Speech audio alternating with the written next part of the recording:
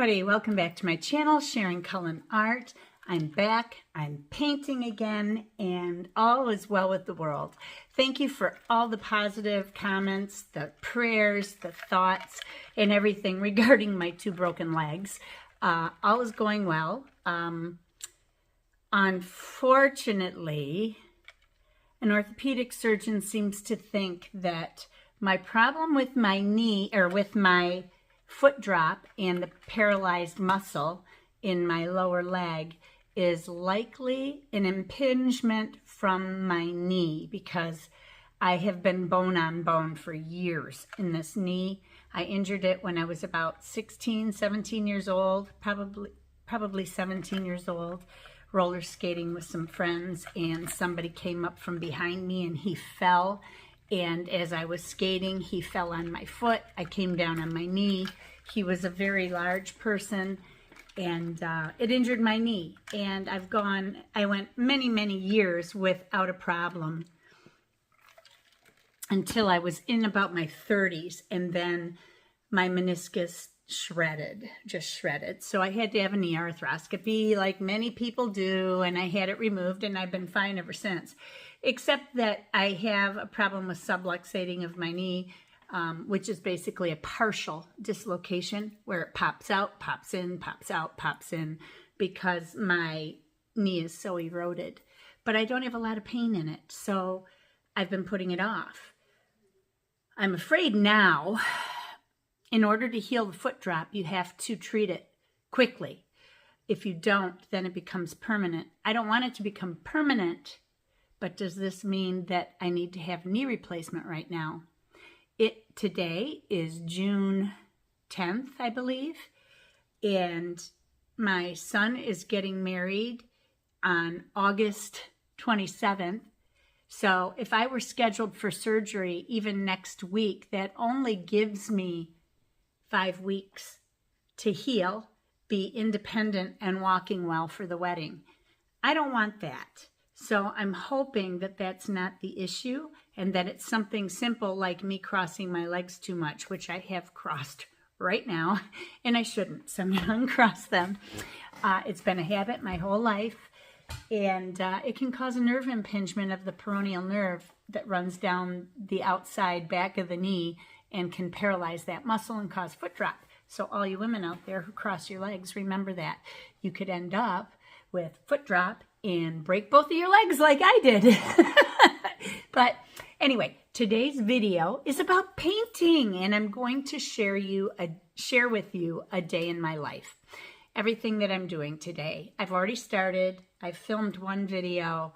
I'm starting on the rest of it, and I'm going to be editing it for a while so that I can bring it all down to not 10 hours of me.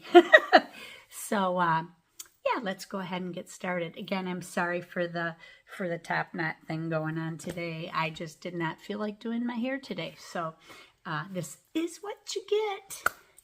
Okay, so this is the painting I'm planning on giving my son and daughter-in-law for their shower, but I'm not happy with it. I'm really unhappy with it. There's a lot. Well, let me say, it was a dark painting with springtime color going on inside, but I added a little bit of light to the trees, and I don't like how simple that was, just like a line going down, and I didn't put enough light on the dirt over here. When you zoom in, you can actually see it, but otherwise you can't. See how you can see it's darker here, lighter up here, a little lighter over here. But when you zoom out, you kind of lose a lot of it. So I'm going to go ahead and fix this up a bit. Then I can snap a photo of it and keep that for posterity in case I want to make prints.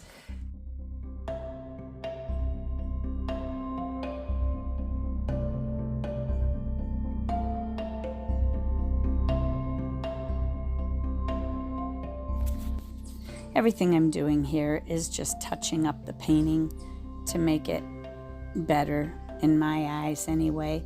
I wanted to add a lot more light, as I was stating earlier, so I'm adding light to the dirt I'm adding some more light to the top of the rocks, to the large tree on the right. I'm going to change that streakiness on the shadows of the rocks in the water down on the left. And that's pretty much it. Oh, I'm adding a little darkness also to the pine tree in the background on the left-hand side. And that will be the last thing I touch up, just to add a little more darkness deeper in the woods.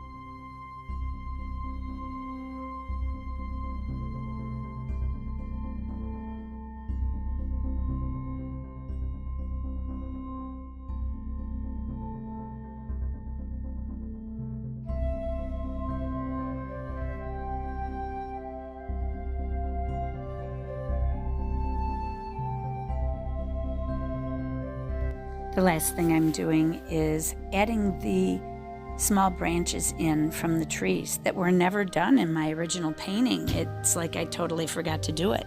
So I'm adding those in now, and then I will be done.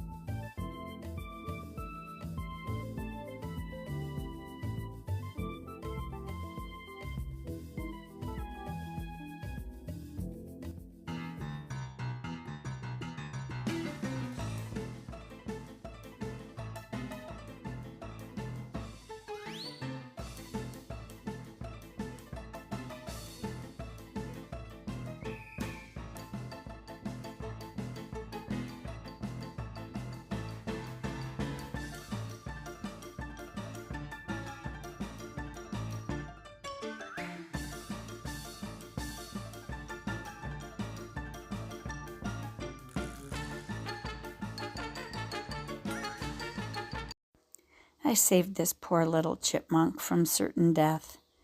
Poor little guy was drowning, and I found him scrambling, trying to save himself. It was so sad. You can see how fast he's breathing. He is exhausted, and he was so cold. So I wrapped him in my jacket and held on to him until he started to warm up and was squirming, and then I let him go, and he went home. He was so cute, though.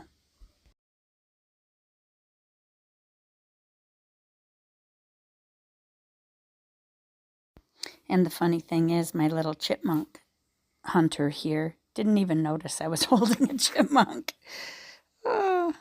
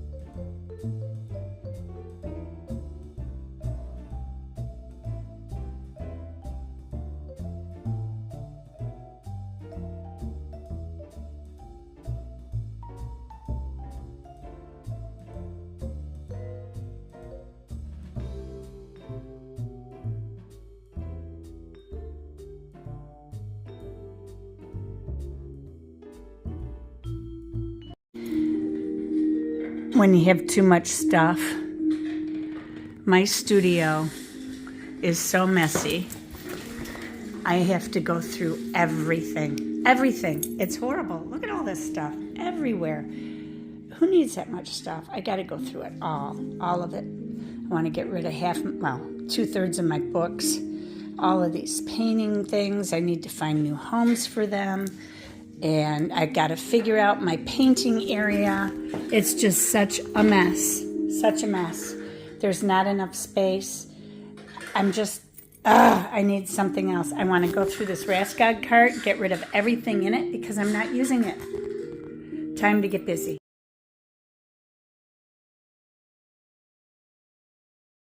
Now the time has come to leave you one more time.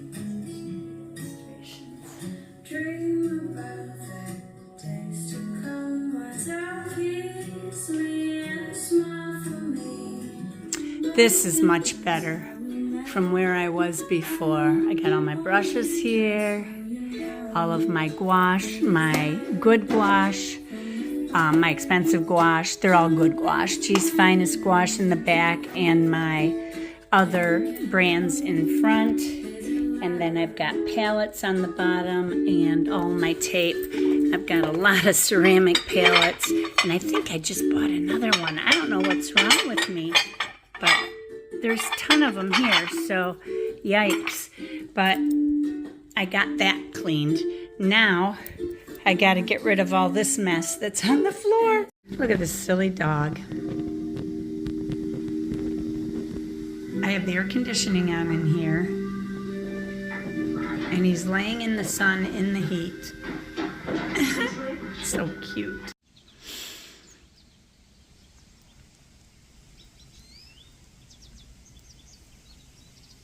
Okay, future me. So several days have passed since I started doing this vlog, and I just wanted to say thank you, update you for all of you who have been following me on Instagram and know that I was in the hospital over the weekend with severe chest pain.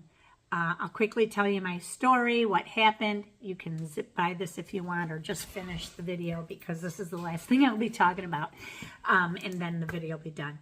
But Saturday morning, which was a few days ago, I got up too early, like 4:30 in the morning, because I had a migraine. I often get migraines early in the morning as my level of sleep changes.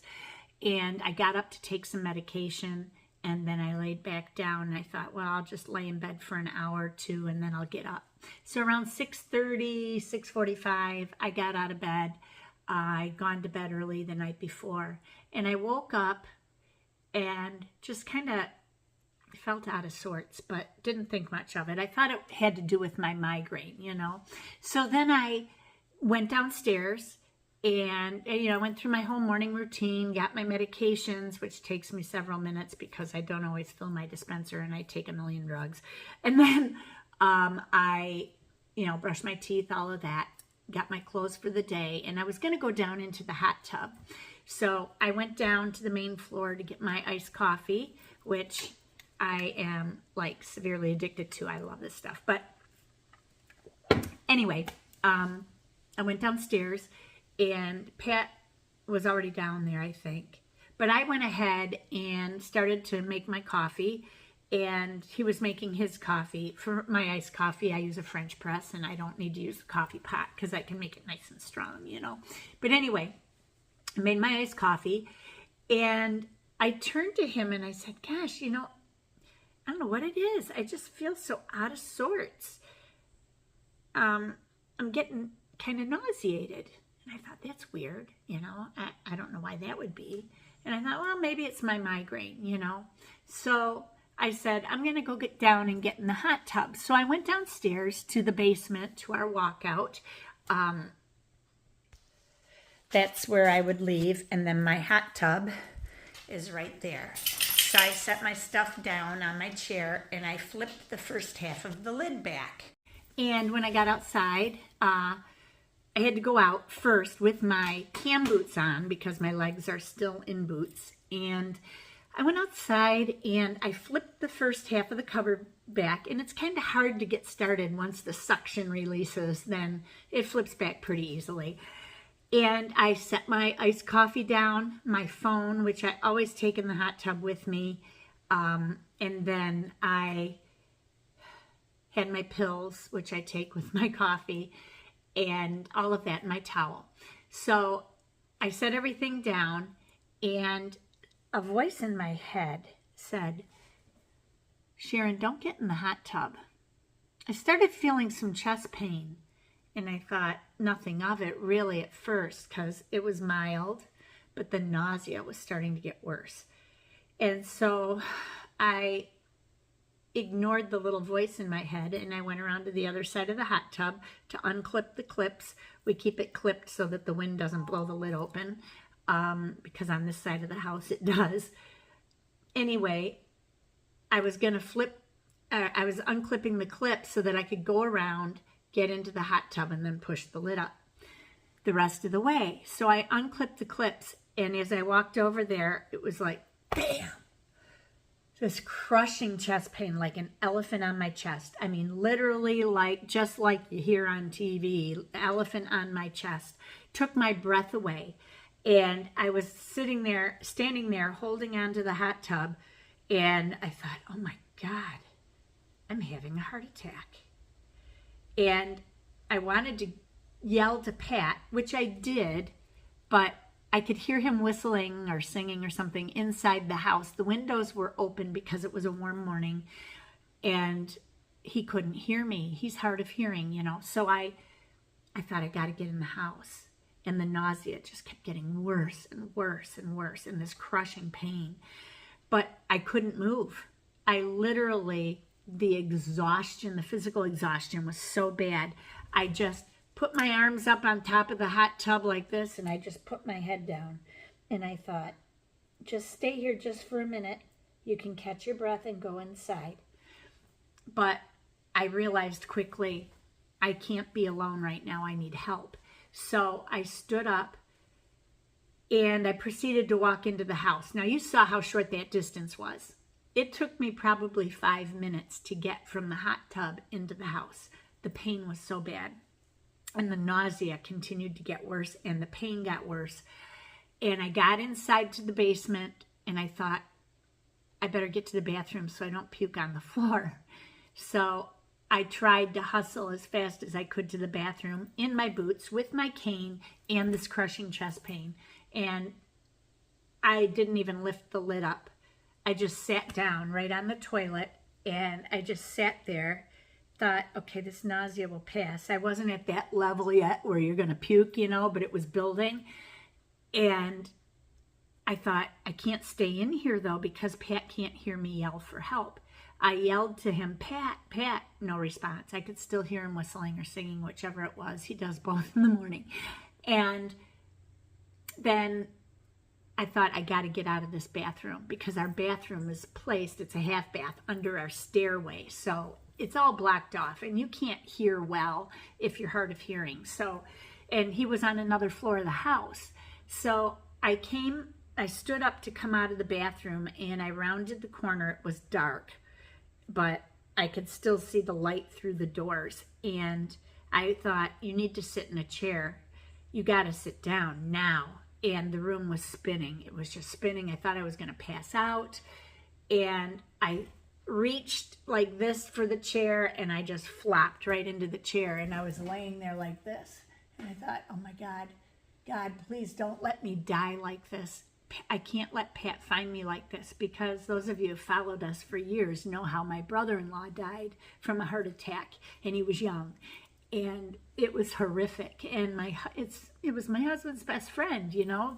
They were close brothers.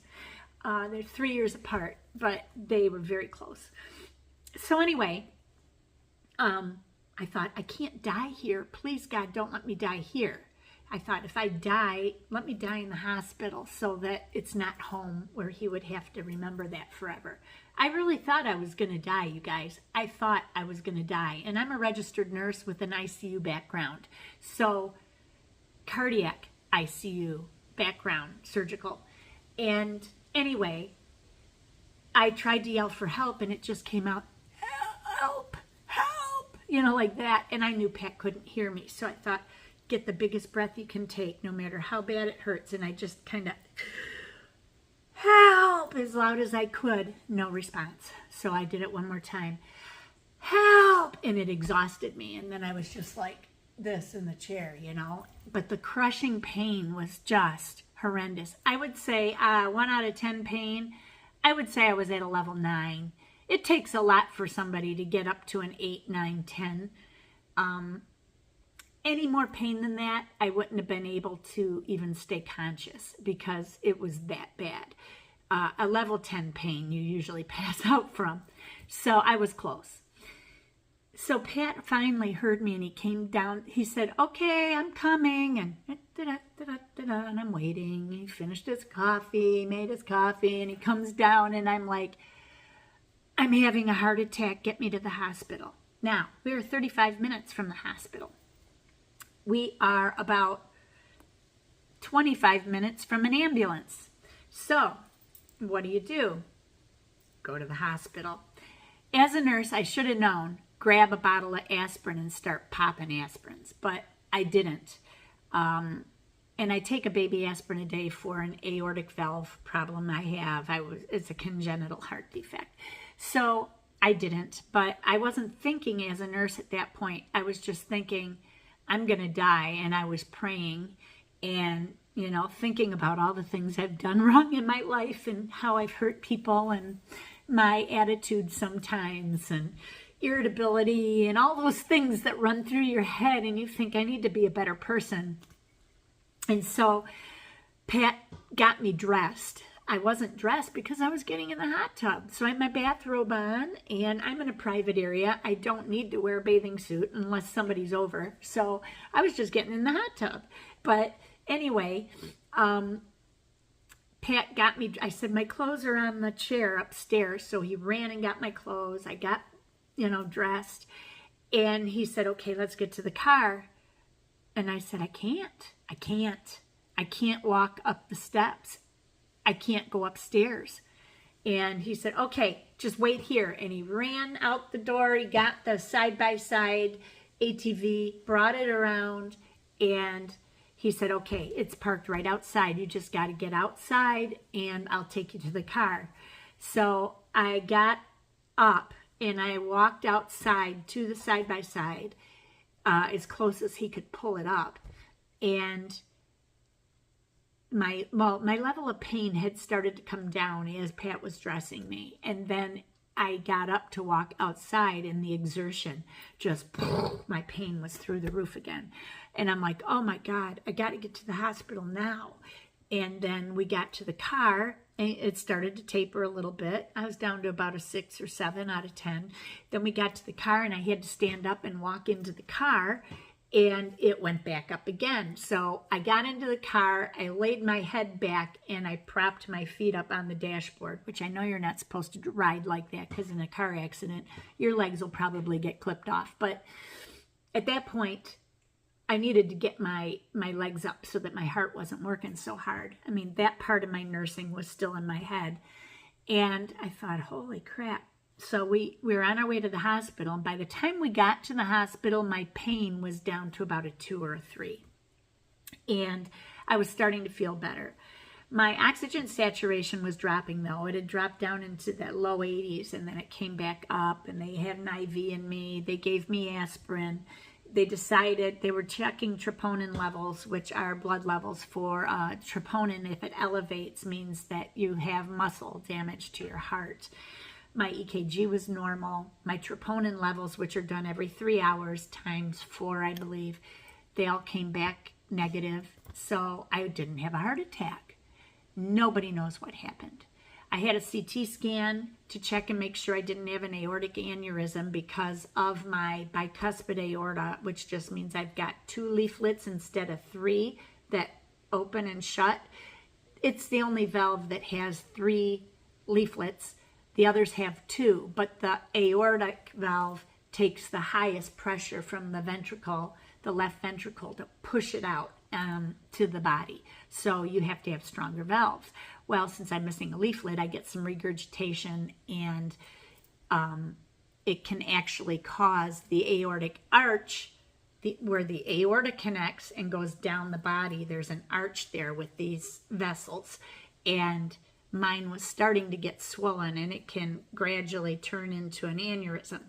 So they've been watching me for years. I was told, you'll probably die of something else before anything happens with your aortic valve. And I said, okay, cool, and I never worry about it.